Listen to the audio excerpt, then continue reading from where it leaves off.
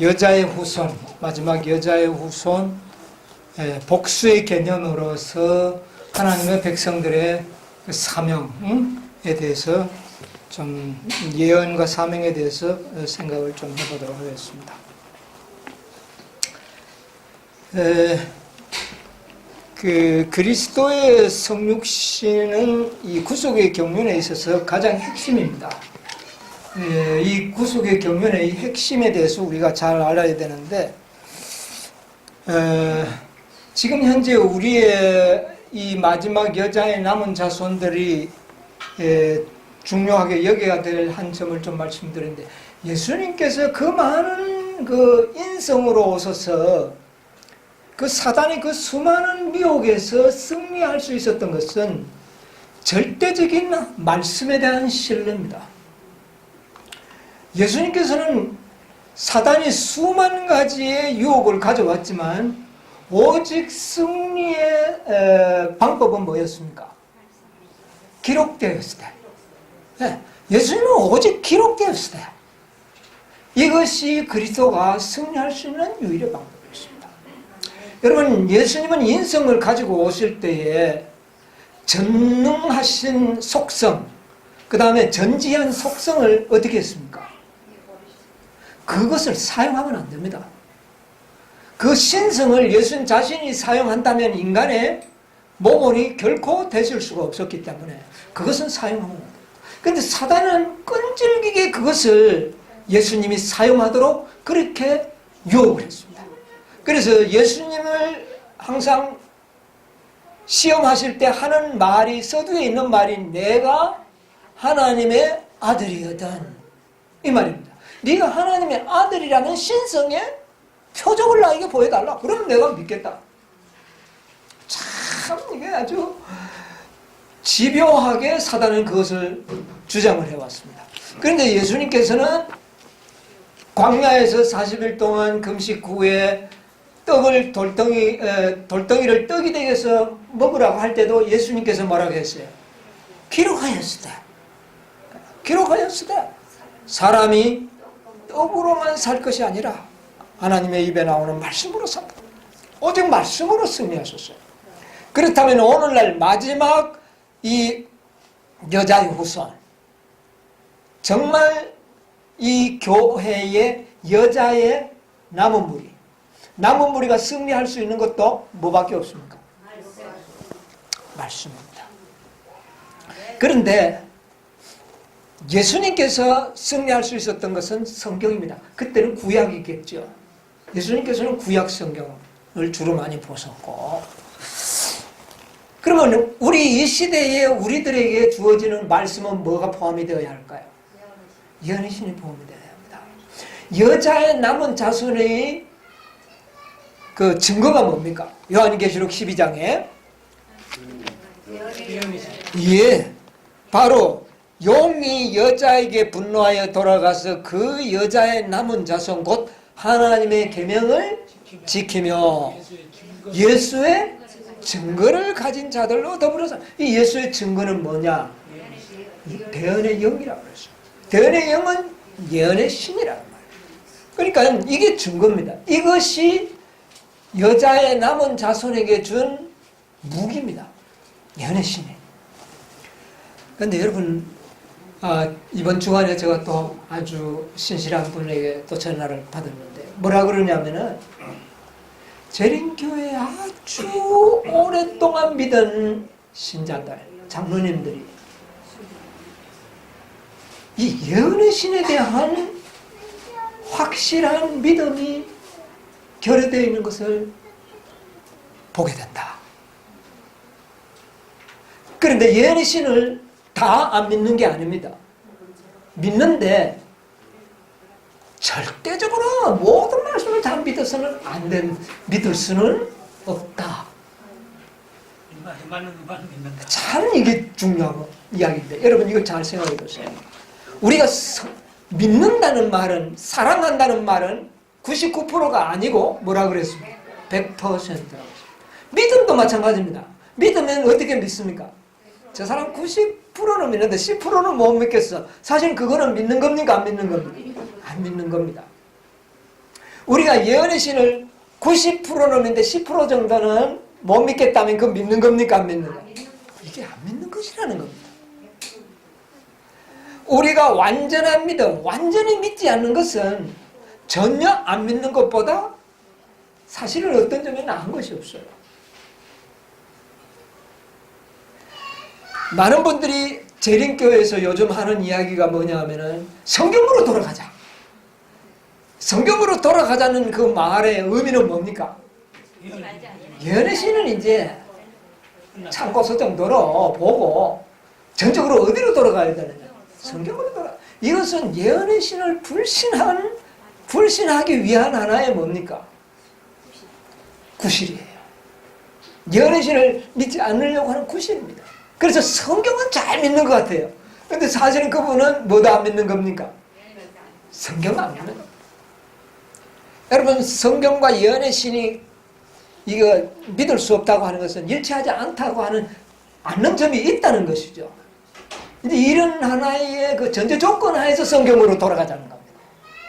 그럼 성경은 일치하다고 보여집니까? 모세 오경과 구약 성경, 신약 성경을 딱 놓고 볼 때 모세 오경은 여러분 지금 모세 오경만 있으면 여러분 믿을 수 있을까요? 이는 이로 눈은 눈으로 막 그냥 싸그리 다 어린 아이든 부녀자든 다 죽이는 그런 기회를 우리가 지금 이 시대에 문자 그대로 액면 그대로 받아들일 수 있는 일입니다. 그것이 신약의 복음과 성질이 맞습니까? 안 맞아요. 저희 아들이 그러는데요. 구약하고 신약은 예, 전혀 다릅니다. 사실 다릅니다.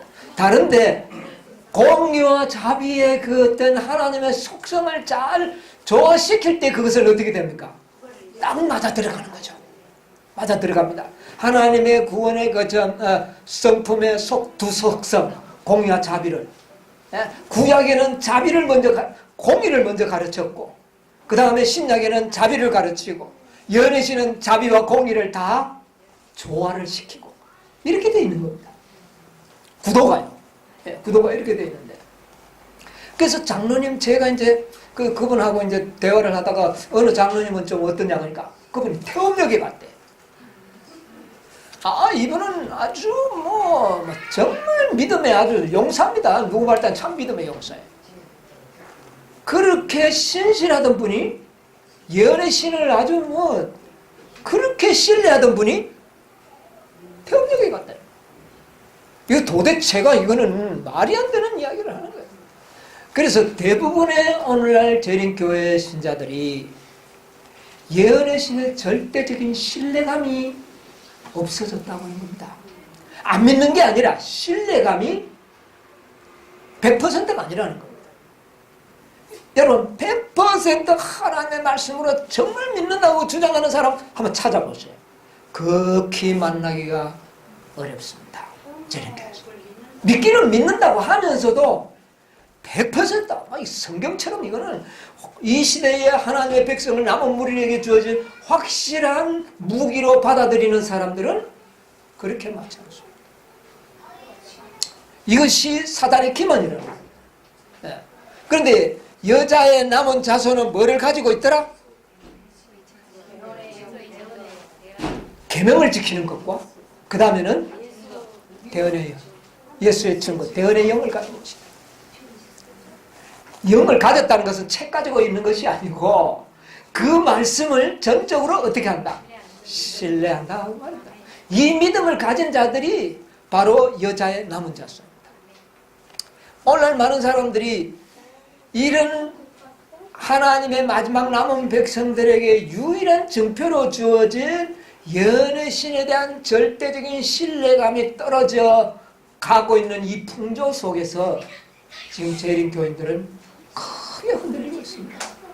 오히려 오래 믿었던 사람들 중에 그런 태음력이나 조사심판 부정론이나 첫째 둘째 천사의 기별을 사단의 기별이라고 주장하는 그런 무리들을 옹호하는 무리라는 겁니다. 그래서 전화를 하시면서 너무나도 기가 차서 그러니까 정말 우리는 연애신을 정말 믿었어야 됩니다. 이거요, 이거를 믿지 않으면 기록하였으되 하는 무기가 없어져 버린 겁니다. 무기가 없는데 무슨 재주로 이깁니까? 사단을 이길 재주가 없어요. 그래서 우리가 그리스도의 성육신도 정말 마지막 예언의 신을 확고하게 믿는 믿음이 없으면 그리스도의 성육신에 대하여 믿음이 여러분 흔들려 버립니다. 여러분 우리가 뵐 수 있는지 압니까? 99명이 다 아니라 하는데 혼자 가서 서 있어 보세요. 여러분 흔들립니다. 흔들립니다. 그렇기 때문에 여기에 대한 분명한 견해를 가지고 있어야 돼요. 오늘 많은 분들이 보면 예언의 신과 성경에서 찾아보면 많은 사람들이 그런 이야기해요. 예수님이 우리 인간의 본성을 우리와 다른 본성을 취했다. 그리고 예수님은 죄된 성향을 가지지 않았다. 그렇게 이야기합니다. 여러분 예언의 신에 보면 어떤 제너면은 예수님은 인간의 죄된 본성을 취하셨다. 분명히 이야기를 했습니다. 또 어떤 데 보면 인간의 악으로 기울어지는 성향을 가지지 않으셨다. 도대체가 이게 어떻게 된 일이냐? 네, 흔들립니다. 그래서 이런 문제들에 대해서 우리는 분명한 견해를, 그래서 우리가 그리스도의 성육신에 대한 구속의 경륜을 일단 알아야 됩니다. 대속과 모본 가운데서 딱 보니까 예수님이 우리의 모본이 되지 아니하면 뭐가 될 수가 없었다. 결코 인간의 모본이 될 수 없고 사단의 그 반증을 무너뜨릴 수 있는, 파괴시킬 수 있는 그게 없는 겁니다. 왜? 인간의 범죄를 들어서 하나님의 율법은 순종할 수가 없다고 사단은 증거를 했는데, 이 증거를 반증할 수 있는 증거가 없다면 누가 이기는 겁니까? 사단이 이기는 겁니다. 자, 예수님 이외의 인류 중에 한 번도 사단에게 무너지지 않았던 인간이 있었느냐가 말이에요. 하나도 없어요. 그러면 사람은 하나님의 율법을 지킬 수 없다고 하는 사단의 주장이 그대로 인정이 됩니다. 그것이 인정이 되지 아니하고 인간도 지킬 수 있다는 반증은 오직 누구밖에 없었어요? 예수님밖에 없었습니다. 그런데 예수님밖에 없었다면 예수님의 인성이 우리와 한결같지 않으면 그것은 증거가 되지 않는다. 여러분 이거는 너무나도 확실한 이야기예요. 네. 그래서 예수님은 반드시 우리의 인성을 가지셔야 된다. 그래서 뭐라 그랬습니까? 저기 히브리서 2장에 보면 뭐라 그랬어요? 그는 한번 찾아볼까요? 히브리서 2장.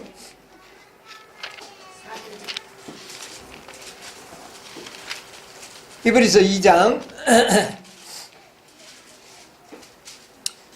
14절로부터 자녀들은 혈육에 함께 속하였음에 모든 사람들은 다 혈육이죠.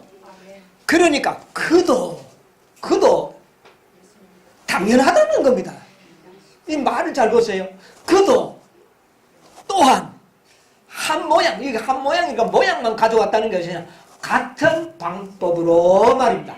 우리 인간이 육체를 가졌던 그 방법으로 예수님도 육체를 가졌다는 겁니다. 한 모양으로, 한 방법으로 말입니다. 또한 한 모양으로 혈육에 함께 속했으면, 네, 같다는 겁니다. 사망으로 말미암아 사망의 세력을 잡은 자 곧 마귀를 어떻게 해요? 마귀를 없애기 위해서는 예수님은 뭐가 되지 않으면, 진짜 인간이 안 되면 마귀를 없앨 수 없는 겁니다. 왜? 마귀의 기만을 뭐 할 수 없기 때문에, 반증할 수가 없습니다. 네. 그렇기 때문에 마귀를 없애기 위해서는 예수님은 반드시 뭐가 되어야 됐다? 인간과 같이 돼야 된다. 여러분 이게 얼마나 정확합니까? 네? 그래서 또 죽기를, 이제 이것은 두 번째입니다. 구속의 경륜은 인간을 구원하는 단순한 것보다 더 원대한 뜻이 있다 그랬잖아요. 이제 두 번째 인간을 구원하는 겁니다. 보세요. 또 죽기를 무서워함으로 일생의 종노릇 하는 모든 자들을 어떻게 해요? 그래야 우리를 놓아줄 수가 있다는 거예요. 만약 예수님이 우리와 인생이 되어서서 완전한 증거를 하기 전에 우리를 놓아줄 수는 없다는 겁니다. 그러면 이거는 법적 싸움에 반칙이 되는 것이고 잘못됐다는 겁니다. 이걸 우리가 이해하는 것이 중요합니다. 이는 실로 천사들을 붙들어 주려 하심이 아니요 오직 아브라함의 자손을 누구를 붙들어 주는다? 여러분 여기서 우리가 잘해야 돼요. 아브라함의 자손입니다. 아브라함 자손은 유대인입니까? 육적인 유대인이 아니고 누구든지 믿음으로 말미암아 우리는 다 누구의 자손? 아브라함의 자손을 붙들어 주려 하십니다. 예수 그리스도의 성육신과 아브라함의 자손은 굉장히 중요합니다. 자, 그 다음에 보세요. 그러므로 그러니까 14절, 15절, 16절이 이루어지도록 하기 위해서는 그 말입니다. 그러므로 하는 말은 앞에 이른 모든 말을 다 내용을 함축하고 있는 겁니다. 그러므로 저가 예수님이 어떻게 해요? 범사는 뭡니까? 우리 인간들과 모든 일에 형제들과 같이, 여기에 형제들은 누굽니까? 네, 물론 인간도 포함하지만 그 위에 뭐라 그랬습니까? 아브라함의 자손, 믿는 사람들과 같이 되심이 마땅하도다. 여러분, 이방인과 같이 된 것이 아닙니다. 무슨 말인지 아십니까? 아브라함의 자손과 같이 되는 것이 마땅하지 이방인의 자손과 같이 되는 것이 마땅한 것은 아니다. 여러분 이거 분별하셔야 됩니다. 이방인들은요, 예수님이 이방인들 같이 되어버렸다 그러면, 태어났다 그러면 희망이 없습니다. 왜? 이방인들의 마음은 어떻습니까? 이방인들의 마음은 완전 죄입니다. 그런데 아브라함의 자녀와 같이 됐다. 아브라함의 자녀는 믿음으로 말미암아 뭐 된 사람입니까? 거듭난 자들입니다. 거듭났다는 겁니다. 거듭난다는 말은 육체가 거듭나는 겁니까? 우리의 마음이 새롭게 된다는 겁니다. 우리의 마음이 새롭게 된 자들과 같이 예수님은 이 땅에 어떻게 해요? 오셨다는 겁니다. 자, 그러면 우리가 거듭난 자라고 합시다. 우리가 거듭난 자입니다.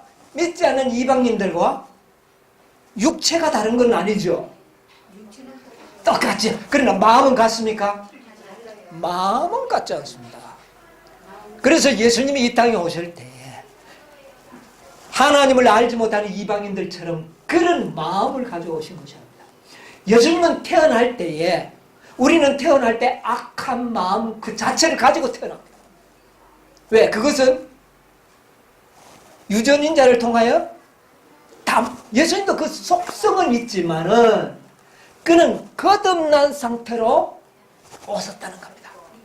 예수님도 그런 내 속에 있는 죄이라 하는 그것은 가지고 있지만은 마음이 거듭난 마음을 가지고 왔다는 거죠. 우리가 정말 아브라함이 완전히 거듭났을 때 그 마음을 누구는 가지고 있었을까요? 예수님. 항상 그 마음은 의로 기울어지는 성향을 가지고 있었다고 말합니다. 여러분, 그리스도의 성육신을 이야기할 때 이것을 구분하는 것이 매우 중요합니다. 그러니까 우리가 아직까지도 완전히 거듭나지 않았기 때문에 우리가 문제가 있는 거지, 사도 바울처럼 완전히 거듭나 버리면, 사도 바울의 육체가 우리하고 육체가 다른 건 아니죠. 그러나 그의 마음은 어떻습니까? 다르죠. 그 마음을 누구는 가져왔을까요? 예수님은 가져왔다. 그러므로 내가 예수님과 같아지는 그 시점은 아브라함의 자손이 되는 그 순간부터 우리는 예수님과 동일한 육체라 사람이라고 말입니다. 그러니까 여기 보니까 뭐라 그랬어요? 범사의 형제들과 했는데 여기에 이 형제는 믿지 않는 자를 우리는 형제를 말하지 않죠. 예. 여기 형제는 누구를 말합니까? 아브라함의 똑같은 자손. 예수님도 아브라함의 자손. 우리도 아브라함의 자손. 그러니까 예수님과 우리는 뭐가 되는 겁니까? 형제가 돼요. 그런 몸으로 왔다. 그러니까 예수님의 몸과 우리의 몸이 다른 것이 아니라는 거예요. 우리가 완전히 거듭날 때 우리의 마음은 의로 기울이지는 성향이 있어요, 없어요? 있어요. 네. 요즘 아직 우리가 부족하지만 우리가 보면 악으로 기울어질랍니까? 의로 기울어질랍니까? 의로 기울어질라 하죠. 자꾸 좋은 일을 하려고 좋은 일을 해야죠. 뭐 길에 가다가 유리가 깨진 거 있으면 그냥 못 지나가고 아이고 이 주워야지. 이게 다 누구의 마음이에요? 이게 예수님의 마음. 예. 이 선한 마음으로 기울어지는 그런 것은 우리가 갖게 되는 겁니다. 우리가 만약 그런 마음이 없다면 오히려 유리 조각을 깨뜨려 놓고 가버리겠죠. 그렇죠? 그래서 그러나 마음은 그렇지만은 육체는 어떻습니까? 범사의 우리와 같다. 이제 여기 모든 문제가 해결이 됩니까? 안 됩니까?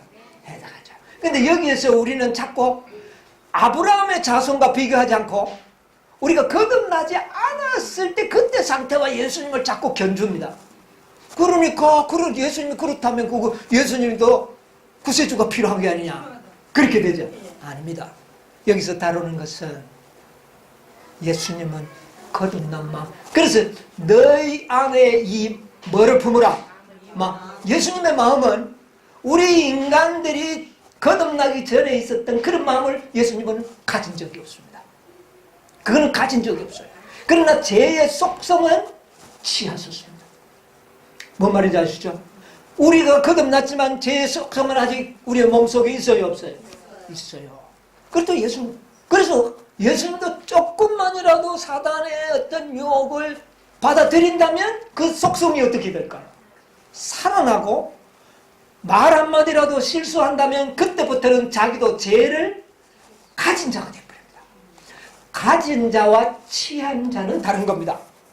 예수님은 우리의 속성을 취하셨지 가진 것이 아니에요. 취했다는 말은 내 것이 아닌 것을 대신 가지고 있다는 겁니다. 그것은 왜 가질 수밖에 없느냐면 우리의 보증인이 되었기 때문에. 보증인은 자기의 빚이 아닙니다. 그러나 사랑하는 형제들의 빚을 자기가 대신 지는 겁니다. 그러나 대신 졌지만은 결과는 어때요? 똑같은 의무를 가지고 있는 거예요. 네, 똑같은 겁니다. 그래서 예수님은 우리의 모든 죄와 모든 것을 취한 거예요. 취하기는 하셨지만 가지지는 않아요. 자기 스스로가 죄를 경험해서 죄된 지식을 경험했다면 이거는 자기가 가진 것인 겁니다. 그래서 예언의 시내는 예수님은 죄를 가졌다 뭐 이런 표현은 아무리 찾아도 없습니다. 그러나 취하였었다 이런 말씀은 예언의 시내에 많이 나옵니다. 이걸 구별하는 이것을 구별할 수 있는 지혜가 필요합니다. 자, 제가 한번 좀 읽어드릴까요? 그래서 한 아기가 우리에게 낳았다. 이 아기는 우리에게 낳았다는 것은 우리와 같다는 의미입니다. 여기에서는 한결같았다는 것은 또 같았다는 겁니다. 혈육에 속했다는 혈육이라는 것. 마땅하다는 것은 예수님이 혈육이 되지 않은 그 속에 경륜이 이루어질 수 없다. 이것을 설명하는 거예요. 자, 여기 보면 취했다. 그래 영어로 말하면 take죠. 취하다. 그래 이것은 보면 이랬어요. 원고 42페이지 가운데 보면 그가 인간의 본성을 취하시고 그럼 자기가 가진 게 아니라 인간들이 그것을 자기가 짊어지시고 그 말이면 이게 대속입니다. 그래서 대속과 모본을 잘 우리가 이해를 하면서 보셔야 돼요. 만약 예수님이 우리의 것을 취할 자격이 없다면 구세주가 아닙니다. 그렇죠? 그분이 우리의 죄를 대속해줄 대신 취할 수 있는 자격이 신성해. 그것이 창조주입니다. 천사가 우리의 죄를 취할 수가 없어요. 그렇죠? 그래서 우리의 죄를 취할 수 있는 자격은 바로 그가 뭐기 때문에? 창조주요 율법의 시여자입니다. 그렇기 때문에 인간의 죄를 취할 수가 있는 거예요. 네, 이런 의미입니다. 취하시고 그 본성으로 원수의 시험을 이겼기 때문에 또 거룩한 완전을 이루었기 때문에 세상을 심판하는 권세가 그에게 있다. 세상을 심판하는 권세가 왜 그리스도에게 있느냐? 그가 인성으로서 뭐를? 인간의 본성으로 다 율법을 지켰기 때문에 지키지 않는 자들은 다 뭐를 받는 겁니까? 정죄받고, 그게 바로 심판입니다. 심판 아무것도 아닙니다. 심판 딴 게 아닙니다. 율법을 지킬 수 없다면 그는 심판받았습니다. 여러분 아시겠습니까? 그는 이미 심판받았습니다. 또 율법을 지킬 수 없다고 믿고 있다면 그는 사단의 증인입니다. 왜요? 동조자입니다. 그렇게 되죠? 예. 그래서 그는 심판을 할 수 있는 권세를 가지게 된 겁니다. 각 사람의 사정은 그분 앞에 제 심리를 하게 될 것이다. 그는 심판을 선고하실 것이며 각 사람은 그의 행한 대로 받을 것이다. 또 그 다음에 보세요. 요거는 화이트석 요한복음 1장 14절의 주석인데요. 그리스도는 인성을 취하신 채 한 것이 아니라, 여러분 얼마나 사람들이 안 믿으려고 하니까 선지자가 그런 말을 했어요. 그리스도는 인성을 취하신 채 하신 것이 아니라 실제로 인성을 취하셨다. 예. 자, 그 다음에 또 더 확실한 것은 그분의 설교 235페이지 방도 보면 그리스도께서는 타락한 본성을 취하셨으며 사람이 굴복한 모든 시험에 굴복하도록 되셨다. 심지어 그분의 어린 시절에도 그분은 시험을 당하셨다. 어린아이들은 보면 본능적으로 시험에 넘어지잖아요. 우리 아이들은 보면. 그러나 예수님은 안 그랬어요. 왜? 어린아이 때부터 어떤 마음이 있었기 때문에, 거듭난 마음이 있었기 때문에. 그는 태어날 때부터 어떻게 태어났어요? 성령으로 태어났다는, 거듭났다는 말입니다. 우리가 물과 성령으로 침례를 받을 때 뭐로 태어나는 겁니까? 성령으로 태어났다. 그때의 마음이 변화된 것처럼. 그런데 예수님은 태어날 때 어떻게 됐습니까? 성령으로 태어났다. 그렇기 때문에 그는 어린아이 때부터 의로 기울이지는 성향이 있었어요. 왜? 거듭난 마음을 가졌기 때문에. 그래서 예수님과 우리는 육체가 다른 것이 아니라 경험이 다르다. 그는 태어날 때부터 거듭났고 우리는 침례받을 때부터 거듭났고. 그래서 침례받기 전까지의 우리의 죄는 침례를 받는 순간 딱 그거는 어떻게? 그 죄를 죄로 여김을 받지 아니하는 자는 뭐 있고? 복이 있고 그랬지 않습니까? 죄를 죄로 보지 않는다는 겁니다. 그 전에 거는. 그러나 이후 것부터 나는 계산되겠다는 거죠. 네. 그래서 예수님은 죄악의 본성을 취했지만은 마음은 거듭날 때의 마음을 가지고 태어나신 겁니다. 그런데 우리는 태어날 때 거듭나지 않았어요. 거듭날 때 태어나지 않아요. 그러므로 우리는 본성적으로 그냥 본성에 있는 속성 그대로가 나타납니다. 그러나 예수님에게는 그게 안 나타났어요. 그러나 우리가 거듭나고 난 다음에는 그런 실수도 안 할 수 있다. 이게 우리의 믿음이 돼야 돼. 요즘 침례는 예. 요즘 침례는 이거 가짜 침례는 말하지 말고. 올여름에 우리는 침례식이 있습니다. 자, 살아남는 이들에도 보면 45페이지 일어났어요. 예수께서 타락한 본성을 취하신다면, 타락한 본성을 취하신다면, 사단은 자기가 그를 이기고 구원의 계획이 성취되지 못하도록 막을 수 있다고 자신을 좋아해요. 그럴 것 같거든요. 그러니까 예수님께서는 어릴 때부터 많은 시험을 받았지만은 승리하셨습니다. 이게 가능하다는 겁니다. 그러므로 우리가 믿음으로 거듭난 이후에는 주님과 협력하면 우리도 이룰 수 있다.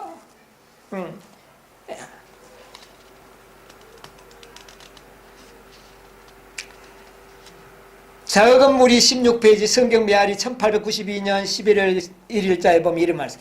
그리스도께서 죄를 범하는 것이 가능하지 않았다고 주장하는 자들은 그가 인간의 본성을 취하셨다는 것을 믿을 수 없다는 말이에요. 그것이 바로 요한일서에 보면 인간이 멀어오지 않은 것은 육체로 오신 것을 부인하는 자는 거짓 용이다. 거짓 그리스도라. 그렇게 이야기했죠. 예. 우리가 정말 예수님이 인간으로 오신 것을 믿어요. 그런데 그 인간으로 왔다는 건 장로교회는 그냥 뭐 인간의 모양으로만 생각합니다. 그 뭐 탈만 인간이 탈수 왔다 이 정도. 근데 그거는 설득력이 하나도 없는 겁니다. 설득력이 없어요. 시대소망 112페이지에도 그런 말이 있어요. 죄범만 세상의 죄가 그리스도에게 지어졌음에도 불구하고 우리의 타락한 본성을 자신이 취하시는 그러한 굴욕에도 불구하고 하늘에서 들려온 음성은 그를 영원하신 하나님의 아들이라고 선언했다. 예수님은 이 땅에 오셨지만 하나님의 아들의 자격, 신성의 자격을 포기한 것은 아닙니다. 그러나 그는 타락한 인간의 뭐를요? 본성을 취하셨다. 이거는 확실합니다. 자, 그래서 여기서는 전부 치였다. 4천년간 죄로 말미암아 연약해진 인간의 본성을 취하셨다. 전부 다 취했다는 겁니다. 이것은 대속적인 겁니다. 그러나 가지다는 것은 대속이 아닙니다. 자신의 경험을 이야기합니다. 자신에게는 그러니까 여기 보면 이런 말 있죠. 요한복음 1장 1절로 3절의 주석에 보면 조심하라. 우리가 그리스도의 인성을 어떻게 생각하는가에 관하여 매우 조심하라. 그분을 사람들 앞에 죄의 성량을 가진 사람으로 제시하지 말라. 그럼 무엇과 무엇의 차이입니까? 취한 것은 사실이지만 가진 것은 가졌다면 그도 문제가 있다는 겁니다. 네. 그분은 제2의 아담이시다. 여러분 제2의 아담이라는 것이 굉장히 중요합니다. 첫째 아담은 죄의 오점이 순결하였고 그래서 결론적으로 뭐냐면은 그는 타락할 수도 있었지만 그분 속에는 단 한순간도 악한 성향이 가지지 않았다는 말은 악의 어떤 성향의 속성을 우리가 가지고 있는 속성은 있었지만 기울어지는 경험은 그에게는 없었다는 겁니다. 기울어졌다면 뭐 하는 겁니까? 가진 겁니다. 속성은 있어요. 악한 어쨌든 본성은 있는데 그것이 기울어지지는 않는다는 말입니다. 이런 일은 한순간도 없었다. 네, 정확하죠? 그래서 여기 보면 또 그래놨어요. 이건 어디에 있느냐 하면은 교회 증언 2권에 그분은 우리와 같이 연약하신 형제시다. 그러나 같은 성정을 갖지는 않았다. 경험은 없다는 거예요. 가지지는 않았다는 겁니다. 우리는 그게 다 그 속성이 우리의 경험 속에서 나타나 버립니다. 나타나 버린 것은 누구 겁니까? 내 겁니다. 이건 내 거예요. 부모로부터 유전으로 받은 것은 그것은 내 게 아닙니다. 그렇죠? 그러나 내가 경험한 것은 내 겁니다. 이런 것은 없다는 겁니다, 여러분. 이제 이해가 하십니까? 그래서 그리스도의 인성은 거듭난 자의 육체, 또 그 다음에 취한 것과 가진 것은 엄연한 구속의 경륜으로 봤을 때 차이가 있다는 것입니다. 네. 그래서 그 증언 2권 508페이지 그분은 강한 타는 자이었다. 우리처럼 타락한 본성의 정욕을 갖지 않으셨지만 안 가졌다는 겁니다. 그와 같은 연약성을 이해하면 우리가 경험은 없지만은 경험한 우리를 이해하신다. 한결같이 시험을 받은 자로 돼 죄는 없으십니다. 한결같이 하늘같이 시험을 받았는 우리를 이해한다는 겁니다. 그래서 경험이 다를 뿐입니다. 우리는 죄의 경험을 가지고 있는데 예수님은 그런 경험은 전혀 없다. 그러므로 우리의 뭐가 될 수 있다? 모본이 될 수가 있다. 자, 그래서 그는 범사에 우리의 모본이 되고 또 우리를 돕는 자가 될 수가 있는 겁니다. 그래서 그 시대 소망에 우리는 하나님의 율법을 지킬 수가 없다. 그러나 그분은 인간으로 오셔서 모든 것을 지키시고 완전한 품성을 개발하셨다. 한 번도 죄를 짓지 않는 품성을 이거는 뭡니까? 개발했다. 이것을 원하는 자에게 어떻게 하겠다? 주겠다는 겁니다. 얼마나 이게 복음입니까? 네. 주겠다는 거, 그것을 우리는 받는 거죠. 참 놀라운 겁니다. 자, 그래서 우리가 여기에 이제 여자의 후손이 나옵니다. 아담에게는 여자가 누굽니까? 하와. 그런데 하와가 어떻게 했어요? 죄를 지어버렸죠. 자, 예수님은 여자의 아들로 태어났죠. 자, 요한계시록 12장을 간단하게 오늘 좀 공부하고 마치도록 할게요. 자, 하늘에 1절부터 보겠습니다. 하늘에 큰 이적이 보이니 해를 입은 한 여자가 있는데 여기 있는 여자가 누굽니까? 네, 교회라고 볼 수 있죠? 교회. 그 발 아래는 달이 있고 머리에는 12별의 멸관을 썼더라. 해를 입고 달을, 이것은 뭡니까? 구약과 신약을 믿고 있는 교회. 네, 믿고 있는 교회. 이 여자가 아이를 배워 해산하게 되면 아파서 해서 부르짖더라. 실제적으로는 누굽니까? 마리아죠. 예수님은. 그러나 영적으로는 역시 교회입니다. 그렇죠? 예. 그 다음에 5절 여자가 아들을 낳으니, 이제 마리아가 아들을 낳으니, 근데 그 말은 예수님은 여자 마리아에게서 태어났지만 영적으로는 어디에서 태어남을 받은 것을요? 교회. 교회로 말. 그 교회는 어느 교회입니까?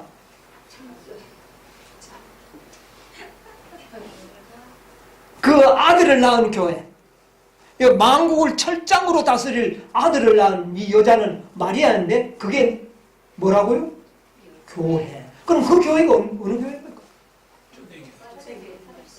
초대교회는 예수님으로 말미암아 태어났잖아요. 유태교회입니다. 유태교회. 그런데 유태교회는 사실은 예수님을 십자가에 못 박은 교회 아닙니까? 그러면 그 교회는, 여기 나온 그 교회는 십자가에 못 박여 죽이는 그런 유형적인 교회가 아니라 그 속에 나온 무리. 마리아와 요셉은 유대교회에서 남은 무리. 그러니까 그 유대교회 남은 무리에 의하여 누가 태어나는 겁니까? 예수님이 오시게 됐다는 그 말입니다. 유형적인 교회는 예수님을 뭐 하는 교회가 됐습니까? 죽이는 교회가 됐습니다. 여러분 이거 잘 이용하셔야 됩니다. 아시겠어요? 유형교회는 예수님을 죽였습니다. 그러나 그 유형교회대로 가지 아니하고 그 교회와는 별도의 신앙을 잘 했던 남은 교회, 남은 여자, 무리, 그들에 의하여 예수님은 오셨다 그 말입니다. 그런데 사실은 그가 마리아인데 마리아도 남은 무리 중에 한 사람이었다고 말합니다. 대표적이죠. 그래서 여기 참 교회상을 여러분 발견하게 된다. 그렇죠? 그래서 보세요.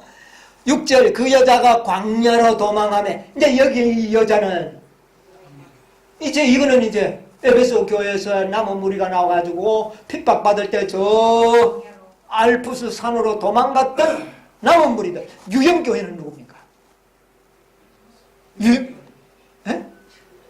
천주교. 여러분 에베소 교회의 형식적인 모든 권리를 다 가져간 교회가 천주교입니다. 그래서 천주교회는 베드로를 일대 교황이라고 이야기를 하죠. 그것을 그대로 가져간 겁니다. 그런데 그 교회는 참 교회를 핍박하는 뭐가 됐습니까? 여러분, 유형교회는 항상 참교회를 핍박하는 존재가 되었다는 겁니다. 여러분 아시겠습니까? 이 패턴은 7교회까지 갑니다. 7교회까지 갑니다. 자, 보세요. 그래서 6절에 그 여자가 광야로 동남하며 거기서 얼마를 있었어요? 1260년 동안 광야에 살았어요. 이게 종교 암흑시대 아닙니까? 종교 암흑시대. 그런데 하나님이 보실 때는 캐톨릭이 여자가 아니고 조직도 아무것도 뭐 이름도 남지 않았죠. 도망가서 신실하게 산속에 숨어서 하나님을 섬기던 그 무리들을 하나님께서는 여자 교회. 자, 그 다음에서 보세요. 그 다음에 이제 뭐 하늘에 용과 전쟁이 있는 거 이제 쫙 나오고 난 다음에 13절 용이 자기가 땅에 내어 쫓긴 것을 보고 남자를 낳은 여자를 핍박하는지라. 예수를 낳은 여자. 그러니까 이 교회를 핍박한다는 겁니다. 야, 교회를 핍박하는지라. 그 여자가 독수리 날개를 받아. 이것은 바로 5절과 6절을 반복하여 설명하는 겁니다. 자, 보세요. 그 낫을 피하여 한 때와 두 때와 반 때 몇 년입니까? 1260년. 이거 반복해서 다시 한번 이 교회가 어떤 교회인 것을 보여줍니다. 받음에 자 15절 여자의 뒤에서 뱀이 그 입으로 물을 어떻게 해요? 강같이 토하여 여자를 물에 떠내려가게 하려 하되 뭐가요? 땅이 도와 그 입을 버려 용의 입에서 토한 강물을 살핀. 이게 연애 성취가 어떻게 이루어졌습니까? 여기에 나타난 땅이 여자를 도왔는데 그 땅은 바로 인류가 살지 않고 숨겨두셨던 아메리카 대륙을 통하여 그 핍박받던 여자들을 자유의 땅으로 어떻게 합니까? 도망가도록 만들어서 기독교 국가를 세우죠. 이것이 더 이상 미국이라는 나라가 아메리카 대륙이 발견되지 않았다면 더 이상 그리스도인들이 유럽에서는 존재할 수가 없을 뻔했습니다. 그때 하나님께서는 이들을 독수리 날개로 엎어가지고 저 아메리카 대륙까지 옮겨놓은 것이죠. 자, 그 역사를 지금 여기 이야기하는 겁니다. 상키니 용이 그 다음에는 방법이 어떻게 됩니까? 아메리카 대륙은 종교 자유의 나라입니다. 더 이상 용이 핍박할 수가 없었습니다. 그러니까 용이 여자에게 화가 나서 돌아갔어. 이제는 그 여자의 뭐요? 남은 자손. 남은 자손. 여자와 싸우려고 하지 않습니다. 이제는 그 자손과 싸우려고. 여러분, 그래서 하나님의 교회는 유대교회 시작합니다. 남자를 낳은 여자, 유대교회입니다. 그 다음에 광야 동안 있었던 에베소, 서머나, 버가모, 두아디라, 이 모든 교회 시대를 갖다가 이 광야 교회 시대를 대표합니다. 그 다음에 미국에 건너가서 빌라델비아, 라오디게아, 이 여자들입니다. 그런데 이 여자들과 이제는 사단은 싸우려고 하지 아니하고 그 여자의 뭐요? 남은 자손. 남은 자손과 싸우려고 합니다. 우리 튼튼해야 돼. 남은 자손. 이 교회가 튼튼해야 됩니다. 그런데 그러면 이 라오디게아 교회의 참 하나님의 유형교회입니다. 재림교회는. 그런데 이 유형교회와 싸우지 않습니다. 유형교회는 왜 싸우지 않느냐? 그는 매 시대마다 그 교회 시대의 유형적인 사람들은 다 누구의 편이 만들었어요? 이 패턴은 한 번도 바뀌지 않습니다. 뜨뜻미지근한 이 상태는 사단이 가장 6,000년 동안 고안한 가장 신무기가 핍박이 아닌 뭡니까? 뜨뜻미지근한 온건정책입니다. 6,000년 동안 경험에서 나온 정책입니다. 이 온건정책에 의하여 재림교회가 완전히 기만 당해버렸습니다. 라오디게아 상태에 있다는 말은 그리스도가 교회 안에 뭐요? 없다는 사실을 이야기하는 겁니다. 만약 그리스도가 있다면 라오디게아 교회가 아니죠. 재림교회는 그렇게 될 것을 예언드리고 있습니다. 그래서 그 교회의 여자의 뭐요? 남은 자손. 근데 남은 자손의 특징이 뭐냐? 하나님의 계명을 철저하게 지키고 예언의 신을 그들의 생애의 무기로 가질 것이다. 증거로 삼을 것이다. 그 예언의 신을 자기의 생애의 원칙으로 삼아 나갈 것이다. 예언의 신을 원칙으로 삼는다는 말은 성경을 포함하는 겁니다. 절대적인 예언의 신 믿는 사람이 성경을 안 믿느냐고 말입니다. 이건 말이 아니죠. 성경을 믿고 예언의 신을 안 믿을 수는 있지만 예언의 신을 믿으면서 성경은 나는 안 믿는다고 이렇게 말할 수는 없다고 말합니다. 그러므로 예언의 신을 이야기하는 것은 성경이 그들의 생애의 원칙이 될 뿐만 아니라 예언의 신을 하나님의 말씀에 증거로 가진 자들과 싸우려고 멀어였었더라. 오늘날의 재림교회의 상황을 보시라고 말입니다. 목사들까지도 예언의 신을 믿기는 하지만 성경과 차별 없는 신뢰도를 보이는 사람은 몇 명 되지 않는다. 예언의 신은 뭔가 성경과 뭐를 두려고 할까? 차이를 두려고. 그것은 어떤 순서적인 차이가 아니라 신뢰의 차이점을 이야기합니다. 여러분 모세오경과 구약과 신약은 분명히 신뢰도나 그 다음에 우리가 그 중요성에서는 어디서부터 시작해야 돼요? 모세오경입니다. 그게 가장 중요합니다. 그것과 맞지 않으면 다 안 되는 겁니다. 근본적으로. 그 다음에 구약성경.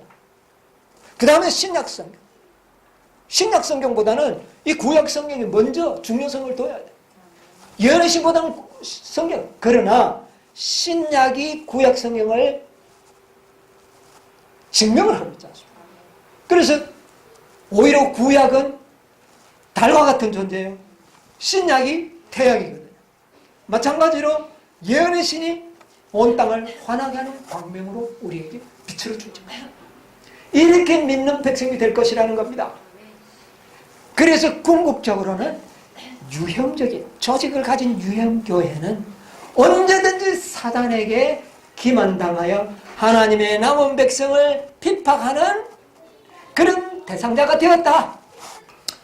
여기에 나오는 이 모든 말이 오늘날 재림교회의 영적 상황과 무관하지 않다는 겁니다. 왜 예언의 대언의 신을 가진 자들아 그런 말을 왜 쓰느냐고 말이에요. 그것은 무슨 예언의 신을 보관하고 있고 책을 관리하고 있다는 그런 의미가 아니라는 거죠. 그것이 생애에 뭐가 되는 원칙으로 삼는 백성. 그 말을 이야기하는 것입니다. 이들이 바로 여자의 남은 자손이 되는 겁니다. 이들이 바로 이제 13장을 시험을 통과해서 나와서 14장에 가니까 14만 4천이로 나타나는 거예요. 그들의 이마에 하나님의 이름과 어린 양의 이름이 있고 그들을 통하여 하나님의 모든 품성이 영광이 나타남으로 인하여 사단의 머리를 어떻게 해요? 부수게 된다. 여러분 이게 바로 구속의 경륜입니다. 네. 네. 예언의 있는 말씀 하나 초기 문집 있는 분들은 보셔도 됩니다. 260일 아니에요, 선생님? 예, 266페이지. 예, 거기서 한번 읽어보세요. 260페이지 내가 적어왔는 261. 나는 하나님께서 명목상의 드림 신도들과 타락한 의인들 가운데 당신의 성실한 자녀들을 가지고 계신 것을 보았다. 재림교회는 성실한 자녀들이 있다 없다? 있습니다. 예, 그거는 우리가 부인하면 안 되죠. 예. 재앙이 내리기 전에 언제? 재앙이 내리기 전에 예. 아직도 미래입니다. 그렇죠? 예. 교역자들과 백성들이 이러한 교회들로부터 부르심을 받고 나와. 그다음에 기쁨으로 진리를 그들이 받아들여야 할 진리가 있습니다. 아직도. 그 다음에요. 사탄은 그것을 알고 있다. 그러므로 셋째 천사의 기별이 크게 전파되기 전에 그는 이러한 종교 단체들 중에 능력을 베풀어 진리를 거절한 자들이 하나님께서 그들과 함께한다고 생각하도록 만든다. 그들에게 속에 하나님 함께하는 것처럼 보입니다. 예. 그런 신실한 자들을 속여 하나님께서는 아직도 그 교회들을 위하여 역사하고 계심을 믿도록 그를 유인하고자 한다. 그러나 빛이 비추일 때 모든 신실한 자들은 타락한 교회를 떠나 남은 무리와 함께 될 것이다. 그들이 나와서 남은 무리가 될 것이 아니고 나와서 남은 무리와 연합할 것이다. 여러분 이거 확실합니다. 예. 그런데 그 무리들이 어떤 무리냐? 연의 신을 생애의 원칙으로 삼는 사람. 그리고 하나님의 계명을 철저하게 순종하는 사람. 그 특징을 준 겁니다. 특징만 준 거예요. 특징이 뭡니까? 하나님의 계명과 예수의 증거를 가진 자다. 가졌다는 말이 뭡니까? 경험했다는. 예수님은 안 가졌죠. 경험 안 했다는 말입니다. 그런데 예언의 신이 모든 생애의 경험으로 삼는 자들이라는 거예요. 그렇게 신뢰하는 자들이 남은 무리다. 특징을 보여준 거예요. 그러면 그런 자들을 만날 때 연합하게 되는 것이죠. 그런데 이 일이 언제까지 끝나느냐? 재앙이 내리기 전까지는 끝이 납니다. 그러니까 불의한 자는 그대로 불의하고 할 그 전에는 다 그 말입니다. 이해하시겠습니까? 그래서 이 교회관도 이렇게 이해를 해야 되는 것이죠. 절대로 유형적인 교회는 사단의 기만에 따는 겁니다. 그래서 7 여자가 한 남자를 붙들죠. 7 교회가 다 이름만 예수님을 가지고 있다는 거죠. 그러나 자기 떡을 자기 마음대로 먹고 자기 옷을 입는 행위로 말미암는 그런 의를 지는. 여러분, 그래서 이 모든 것이 구약과 신약이 다 조화를 이루어 나간다는 것이 이것이 매우 중요하고. 그래서 이들이 바로 여자의 남은 자손, 여자의 후손, 사단의 머리를 부술 14만 4천. 그래서 마지막 남은 교회의 승리를 보았는데 그들은 저 유리바닷가에 서서 모세의 노래를 부르고 그들이 누굽니까? 이들이 남은 교회. 승리한 그들은 성경과 예언의 신을 생애의 원칙으로 삼고 살았던 백성이다. 이들이 바로 후손입니다. 자, 우리 이런 백성들이 되시기를 간절히 바랍니다.